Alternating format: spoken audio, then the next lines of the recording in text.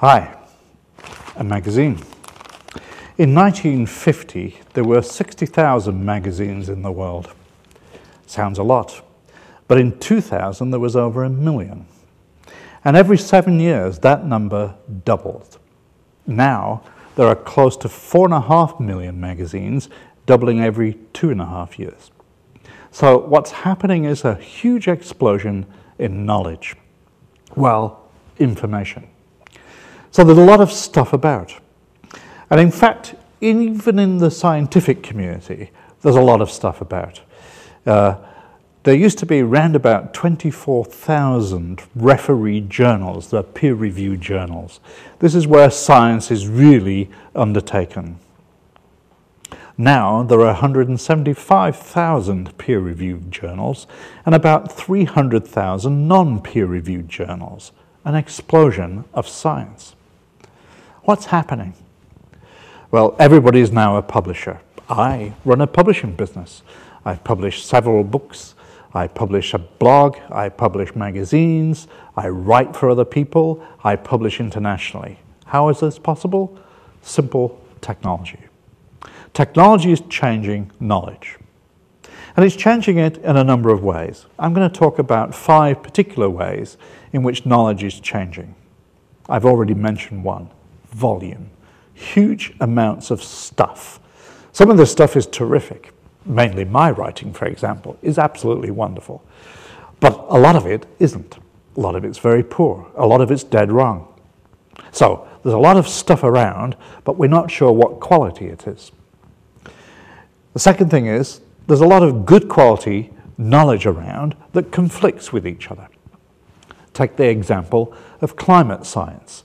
Yes, there's a large number of people who believe that the planet is slowly warming and that the primary reason for that is the expansion of CO2 emissions from human activity. But there's also a large and growing group of scientists who take a different view, saying that that theory, which is all that that is no longer an adequate explanation for everything that we're seeing.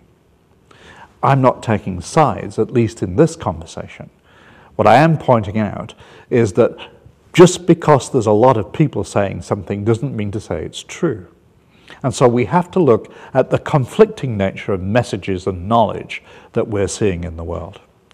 Even within an organization that's sharing knowledge, you have different views about the same thing. The third thing that's happening is what I'd like to refer to as simply the speed of knowledge. Here's an example. A scientist publishes a paper on Monday.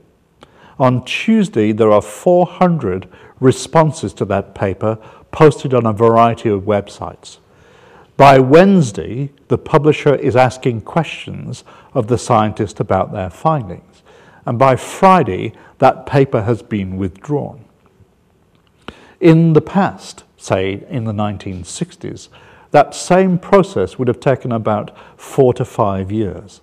This process, and I'm using a real example, took just 1 week.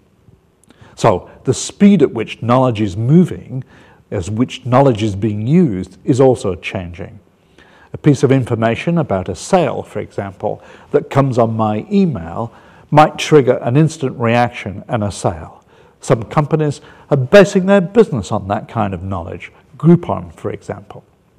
So it's actually got very different. Knowledge speed is very different. The nature of knowledge is different. But here's my last point, at least in this segment of this piece. It's that the mastery of knowledge is different. If I was a chemist in 1950, I would probably know most of the things that were known about chemistry at that time.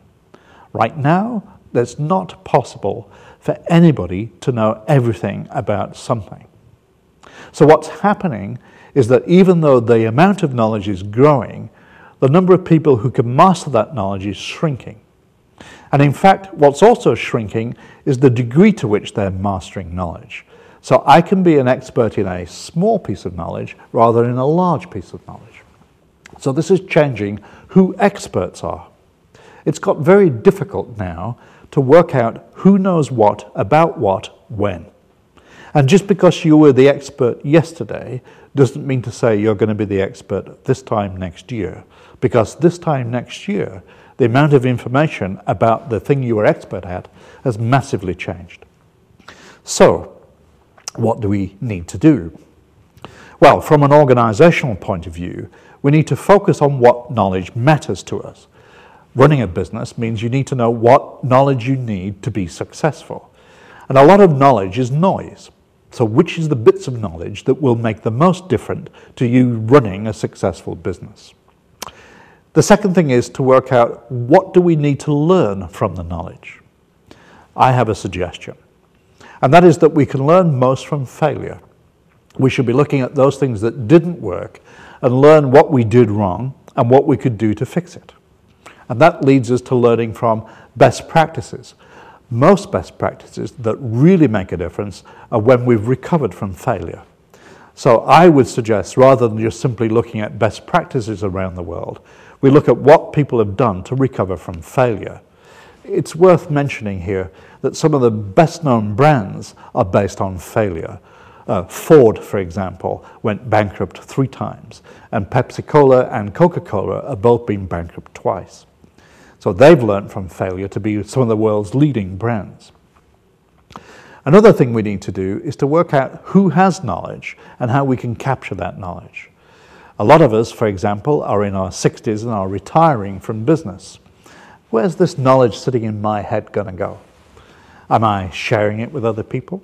Is it being captured by the companies I work with? Are they deliberately seeking to ensure that the information sitting in my head that could be of use to the company is being captured in the company? I was in an organization just last week which expects to lose about half of its staff in the next 4 years simply due to retirement.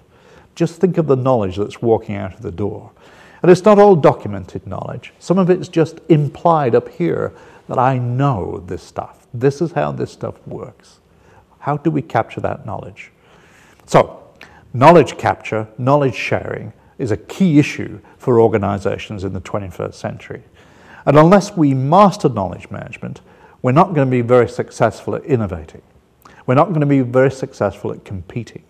So we need to think about the knowledge we're going to capture from everybody on our staff, everybody we work with, that matters to the organization. So knowledge matters. And I think there's lots of opportunities for us to capture knowledge in new and different ways. So the technology of knowledge capture is completely changing. And you're watching that now. Just 10 years ago, doing what we're doing right now, capturing some knowledge from me, would have been an extremely expensive proposition. Now it's become a reasonable proposition. Why aren't companies making more use of video and audio and simple techniques of recording ideas and information and how we've recovered from failure? So knowledge matters. That's the key message of this short segment.